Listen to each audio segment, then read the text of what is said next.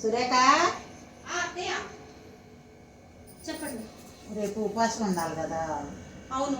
కాస్త నాకు జ్యూస్లో చేసి ఇవ్వాలి. సరే నేను వెళ్ళి కాయలు తీసుకొస్తాను. వద్దు, కాయలు తెచ్చుకున్నా ఉన్నాయి. అయ్యో మీరు అసలు ఎంత గ్రేట్ అత్తే, కాయలు తెచ్చే పని కూడా లేకుండా చేశాను. అయిపోయినాయి. ఏ మరి ఇగో దీని కింద కొంచెం కొంచెం తెచ్చా.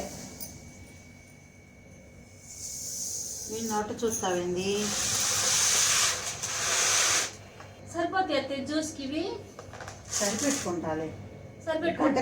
గంటకు 2-3 సార్లు కొంచెం సపోటాలు అవి బాగా వచ్చి పాల ప్యాకెట్ కొని తెచ్చిపెట్టి జ్యూస్ చూసి అమ్మ నీరసం అవుతుంది అసలే. నిజంగా అత్తే ఇవన్నీ జ్యూస్ చేస్తే నాకు నీరసం వచ్చింది, మీకేమో కానీ.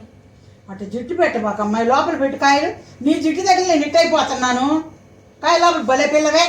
ఊరికే ఏం తిన్నా కూడా తింటాం అంటావు. ఏం తినకే నేను ఇట్లున్నా. ఓ నువ్వు తాగుతా అంటున్నారు తినడం మొక్కాలి మీ కాళ్ళకి.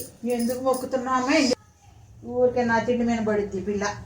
కంపలు తినిద్ది అంటే అది గ్రైండర్ ఇంకేమన్నా తల్లిలో ఎట్టరుగుతుందో ఏమాకి.